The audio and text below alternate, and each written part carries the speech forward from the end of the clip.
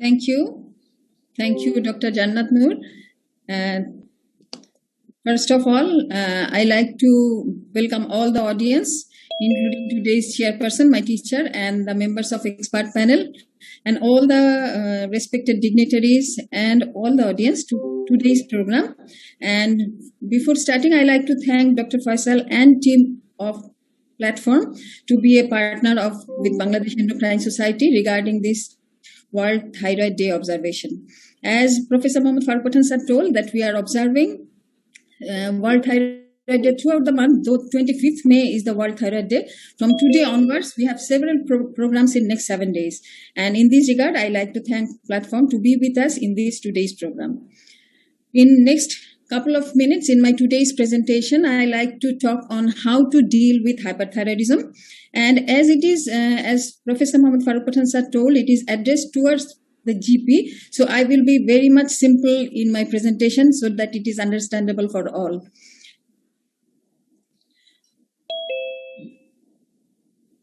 While talking about hyperthyroidism, we first think about a picture of protrusion of eyeball and an enlargement of a thyroid gland.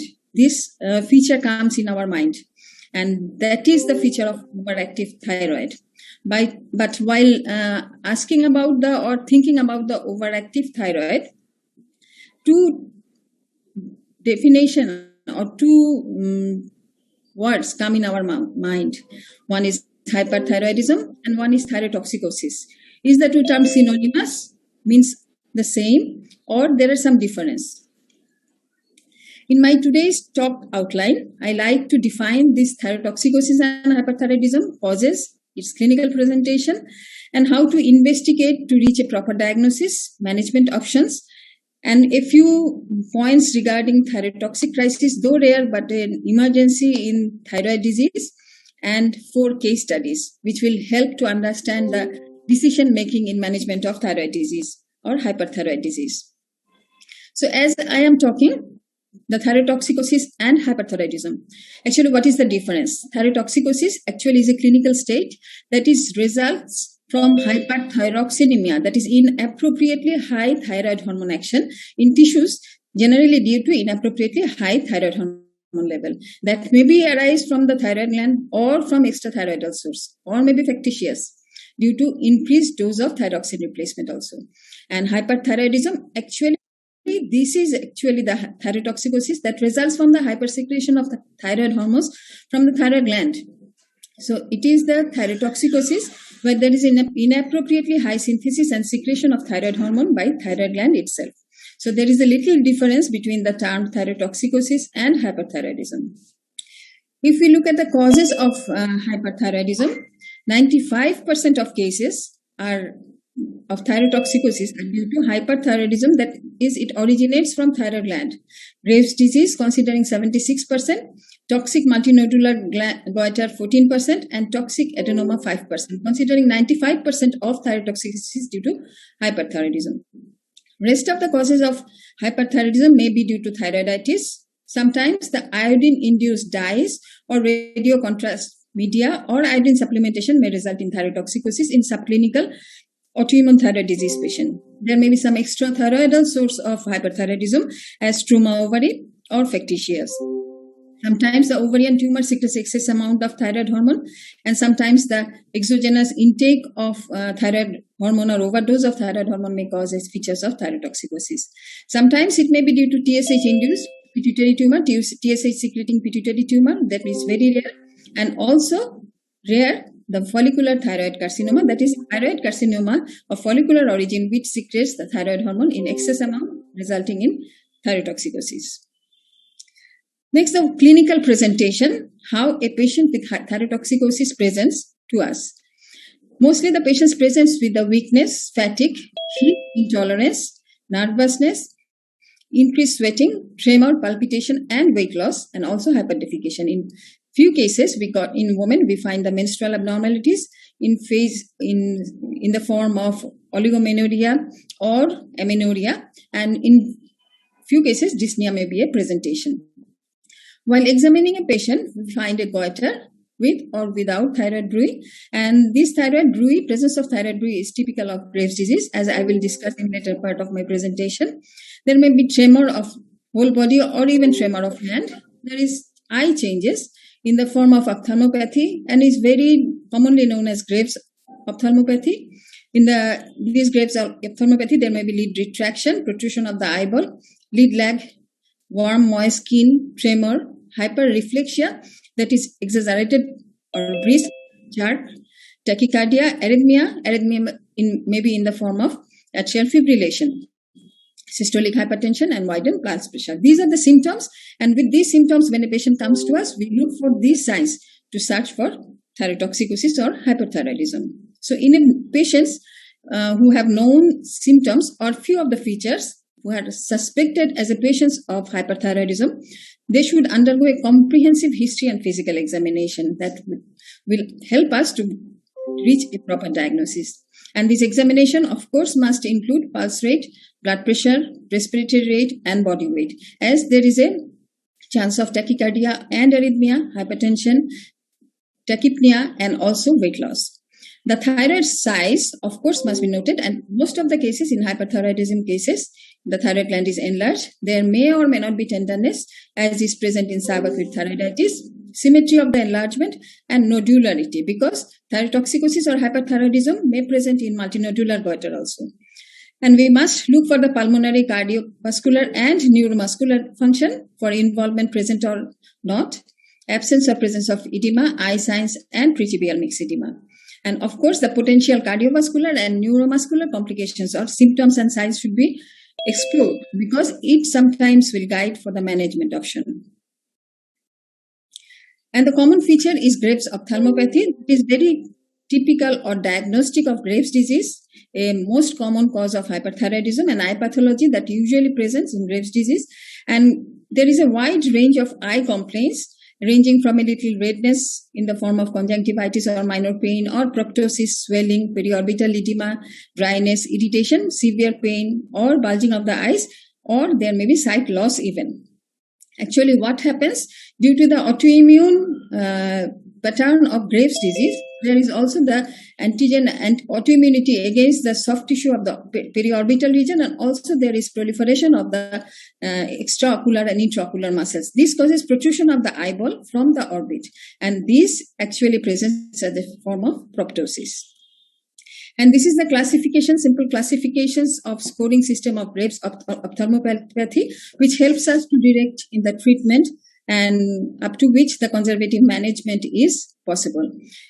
The score is given in score 6, score 0, no signs or symptoms are present. Score 1, only signs but no symptoms are present.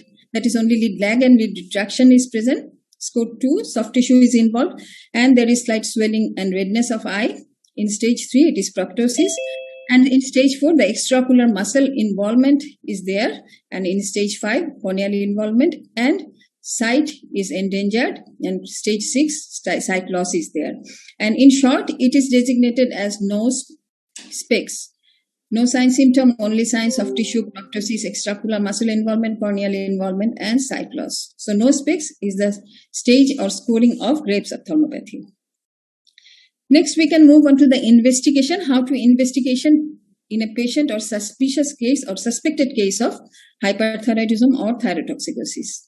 The first test is the blood test, FT3, FT4, and TSH. That is the free T3, free T4, and TSH. Each and every component should be, of course, be done, because in few cases, there is a term called T3 toxicosis where FT4 may be normal, the TSH is low. In that case, if FT3 is not done, we can miss the diagnosis of T3 toxicosis. Next, the important another test, the TSH receptor antibody, which is now available in our country. And this is a very helpful investigation which helps us to differentiate thyrotoxicosis from thyroiditis. Next, the ultrasonogram of thyroid gland, which helps us to delineate or define the thyroid gland size, and also the vascularity of the thyroid gland, where the high vascularity is the important marker of hyperthyroidism. Another important test, the radioactive iodine uptake and thyroid scan. This is another landmark test which also helps us to reach the diagnosis of hyperthyroidism and its cause. Either it is due to thyroid disease itself, toxic adenoma, or multinodular goiter, or it is due to the thyroiditis. That is well much differentiated by this radioactive iodine uptake and thyroid scan. And ECG is a supportive investigation which helps us to find out if any arrhythmia is present in the form of atrial fibrillation or any other. So these are the tests which helps us for diagnosis and differentiation of differential diagnosis also. Next, if we shortly look at the interpretation of the thyroid function test, in most of the cases, the TSH is undetectable or low. That is a very common feature of hyperthyroidism. Along with this, we are doing another two tests, FT4 and FT3. In the hyperthyroidism or Graves' disease, that is purely the thyroid origin, both the FT4 and the FT3 is raised, though there is some variation in many cases. If the TSH is undetectable or low, the FT4 is raised and FT3 is normal. It may be a case of overtreatment of hypothyroidism, or maybe few cases of hyperthyroidism may present like this when there is not very much rise in FT3. In that case, where the FT4 is normal, TSH is low or undetectable and FT3 is high, it is the T3 toxicosis. And if the TSH is undetectable or low and FT4 and FT3 is normal or the upper level of normal, it may be a case of subclinical thyrotoxicosis. And in few cases, this subclinical thyrotoxicosis may require treatment.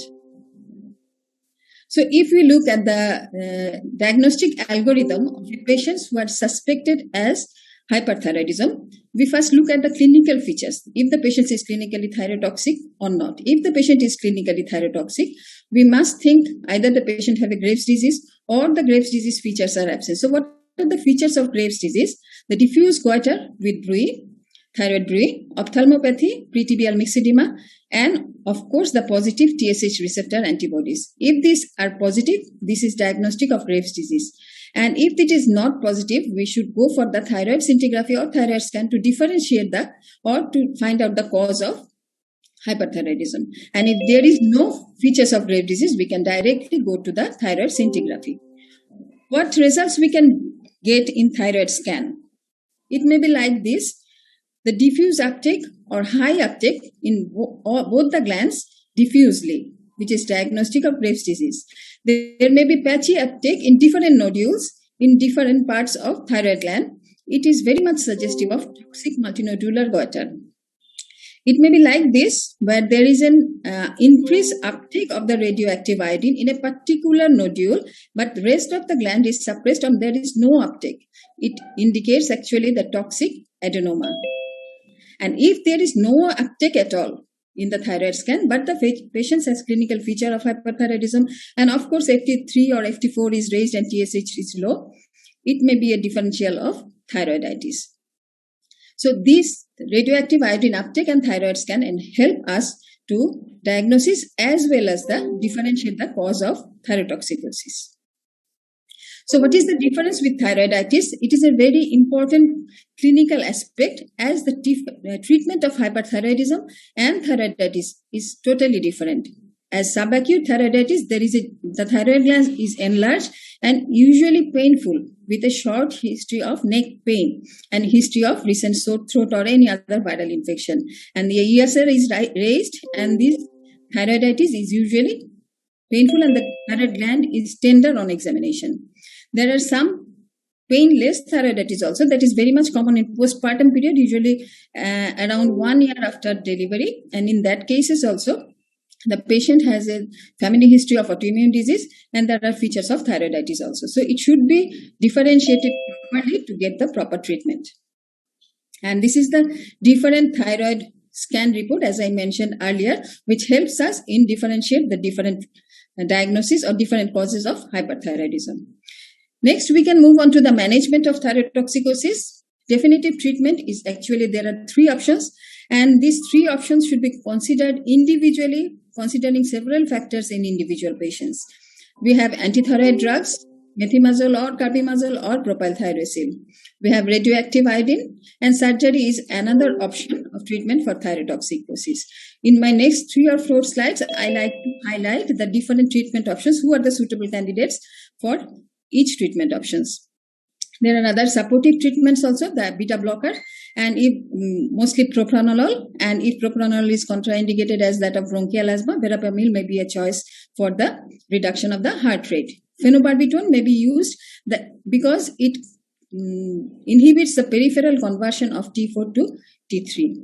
And Graves' ophthalmopathy should be managed conservatively in mild cases, but in moderate and severe cases, it requires extensive ophthalmological intervention. And in few cases, steroid and immunosuppressive drugs are choice for treatment of Graves' ophthalmopathy. So come on to the antithyroid drugs. Who are the suitable candidates for antithyroid drug treatment in patients with hyperthyroidism?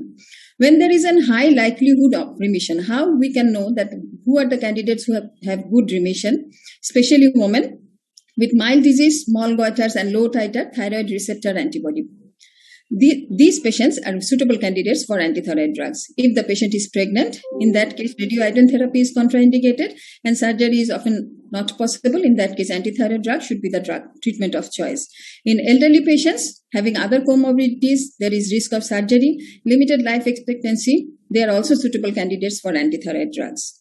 Antithyroid drugs are also suitable for previously operated or irradiated neck patients, lack of access to a thyroid surgeon, that is patients in a very remote area, presence of moderate to severe active Graves' ophthalmopathy, in whom the radioactive iodine therapy is contraindicated, that which may aggravate the Graves' ophthalmopathy also.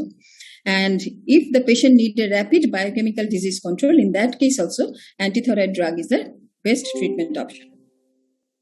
But while prescribing the antithyroid drug, we must educate the patient, or the physician must be very much careful about the adverse event, though they are most often minor in allergic reaction, and in rare cases, serious allergic or toxic events in the form of granulocytosis may happen, or vasculitis or hepatic damage may be there. So monitoring with the liver function test, and the patient should be aware and educated about the symptoms of sore throat or fever. If appear, they should stop the drugs and report to the physician.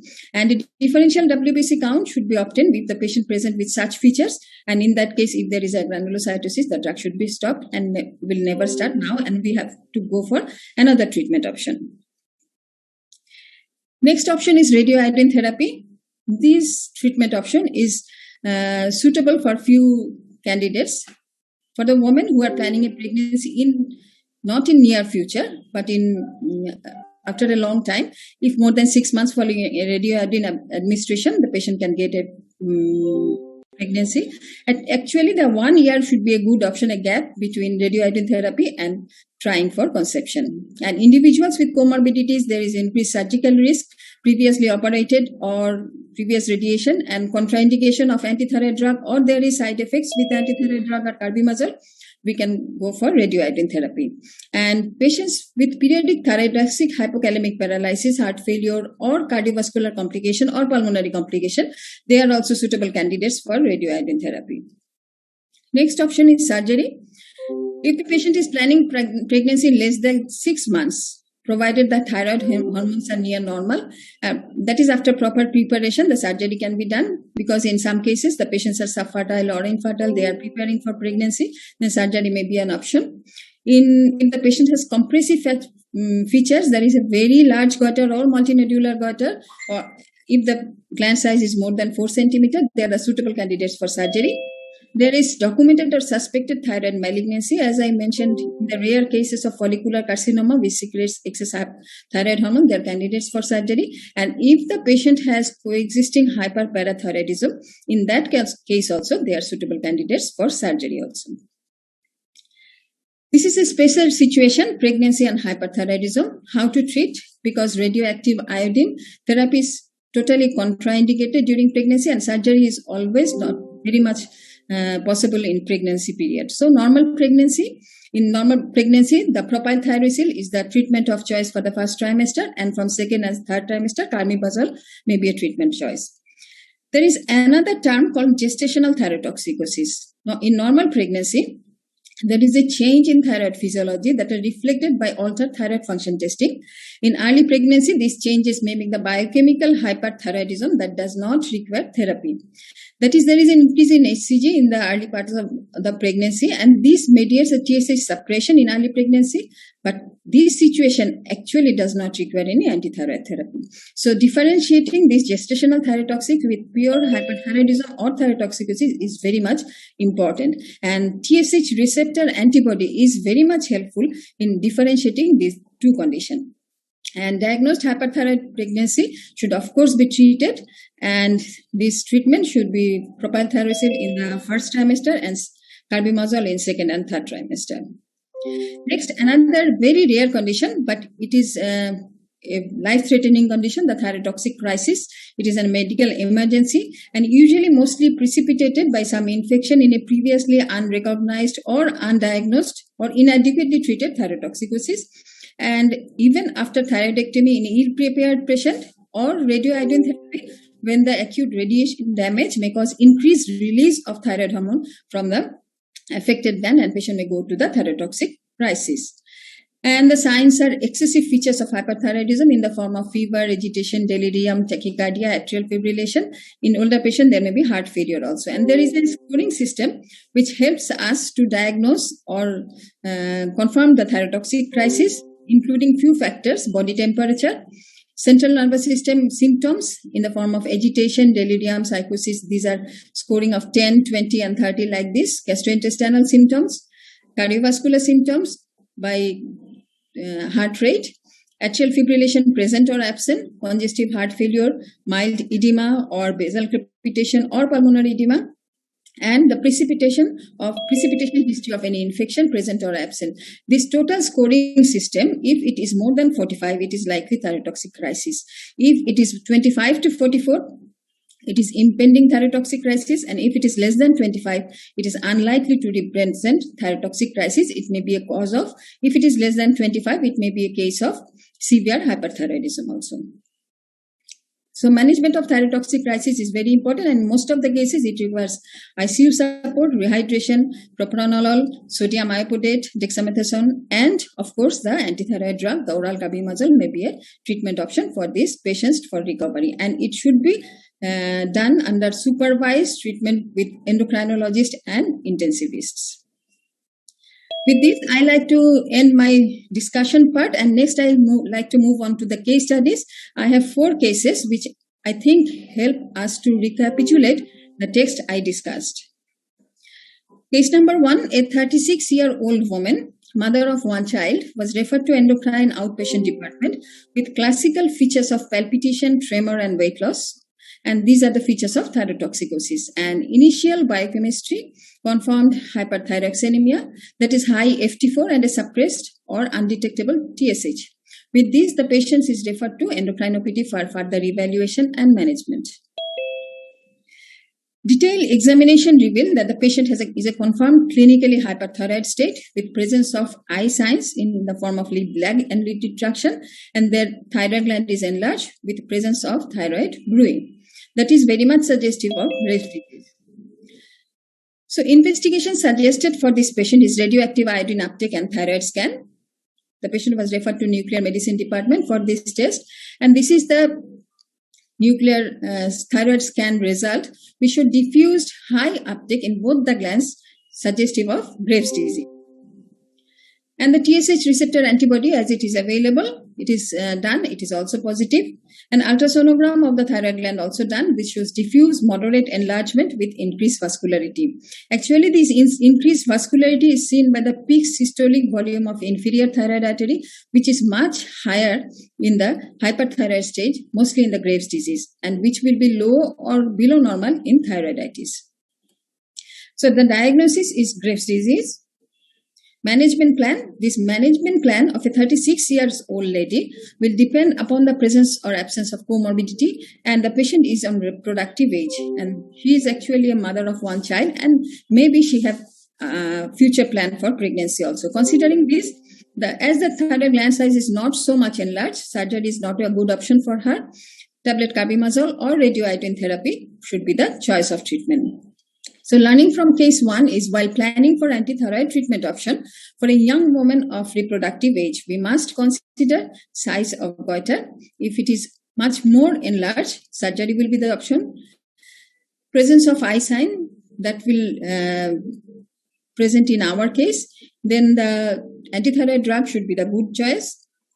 Future pregnancy plan, if it is more than after 1 year, then radioiodine may be a treatment option. And if radioiodine therapy is planned, it should be remembered that within 6 months to 1 year, she should not be pregnant. Next, we can move on to the case 2, a 60-year lady having multinodular goiter for last 10 years. But for last few days, she developed palpitation, weight loss, insomnia, irritability, and tremor of hand. And for these last few weeks, she is noticing this type of symptoms. On query, she mentions some pressure symptoms of her neck, especially during deglutition. This is the patient showing multinodularity that is visible from neck examination with few enlarged nodules. Investigation revealed raised FT3, FT4 with very low TSH level. Radioactive iodine uptake and thyroid scan was advised, which shows high uptake but in different nodular form. That is visible in multiple nodule in different aspects of thyroid gland in both the lobes. So the diagnosis is toxic multinodular goiter, hyperthyroid state, and the management plan, we should also consider some factor as the patient do not have so much comorbidity, though she is 60 years age, but the patient has compression features. Surgery was planned with prior euthyroidism by antithyroid drug. That is a very mandatory part of the treatment because we should start the antithyroid drug, make the patient euthyroid, and go for surgery. So learning from case 2, many patients develop functional and autonomy of thyroid nodule at any time, though having multinodular goiter for a long time, as is found in our patient. If goiter size is large and producing pressure symptoms, surgery is the option of choice if there is no comorbidity, and the patient should be made euthyroid prior to surgery. Next, case 3, a 28-year-old male reported with pain in front of neck and sudden swelling in front of the neck for last 6 days. On query, he also gave history of sore throat few weeks back. He also complains of palpitation, irritability, and increased frequency of defecation for this last 1 week, and how to evaluate him. And so the patients have features of hyperthyroidism, but only for a short period of time. Examination revealed a diffuse, smooth, tender enlargement of thyroid gland, no thyroid bruit, pulse is 102 beats per minute. His palms are warm, sweaty, fine tremor of hand present. Investigation revealed low TSH with high FT4, that is not so much increased, but it is above the normal upper range cutoff. Radioactive iodine uptake and thyroid scan was planned as we have to rule out hyperthyroidism and to find out the cause. And TSH receptor antibody was done, which was negative. And this is the supposed to be the report of radioactive iodine uptake and thyroid scan when there is very low uptake or very negligible uptake in the inflamed thyroid gland, that is very much suggestive of thyroiditis. So diagnosis is subacute thyroiditis and the management is supportive management. Beta blocker may be given as there is tachycardia, phenobarbital to prevent the or conversion from T4 to T3, and in severe painful cases steroid may be given in supervised way.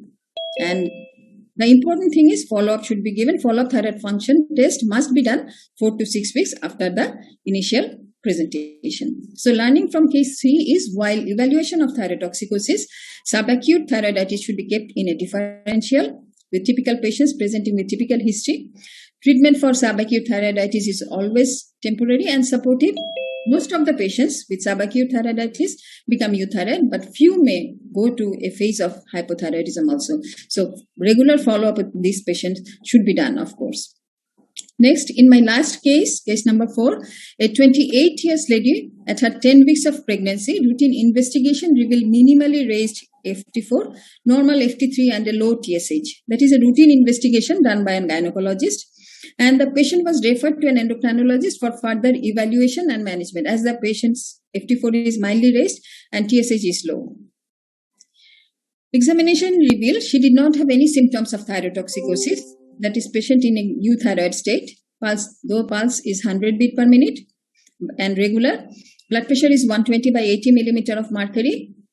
But the patient have history of severe hyperemesis at her 10 weeks of pregnancy. So the patient is clinically euthyroid with a feature of mild tachycardia. So how to evaluate these patients? Radioactive iodine is contraindicated in pregnancy. So TSH receptor antibody and ultrasonogram thyroid gland with observation of the vascularity is the treatment or investigation choice. So TSH receptor antibody was done, which was negative. And this is the definitive diagnostic or differentiating test, which helps us to differentiate it from gestational thyrotoxicosis and hyperthyroidism. So this is negative in our patient, and ultrasonogram of the thyroid gland shows normal vascularity with diffuse mild enlargement of both lobe of thyroid. So the diagnosis is gestational thyrotoxicosis, and the treatment is supportive and reassurance. And of course, the patient's follow-up should be given. Another follow-up thyroid function test should be done after the first trimester is over, that is after 4 weeks of this present situation.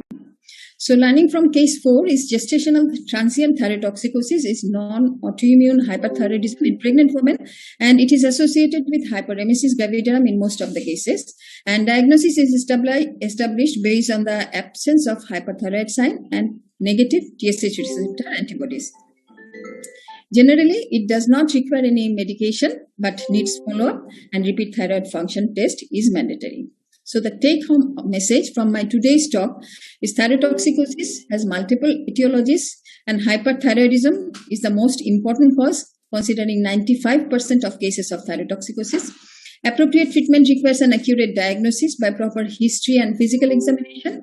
And of course, the decision regarding the treatment option depends upon the coexisting medical condition and of course the patient's preference.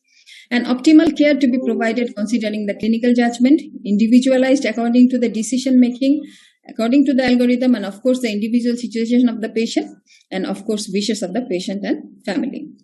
So we must be very aware of overactive thyroid, very much concerned about the symptoms of overactive thyroid, so we can reach a proper diagnosis and treat the patient properly. Thank you. Thank you for patience hearing.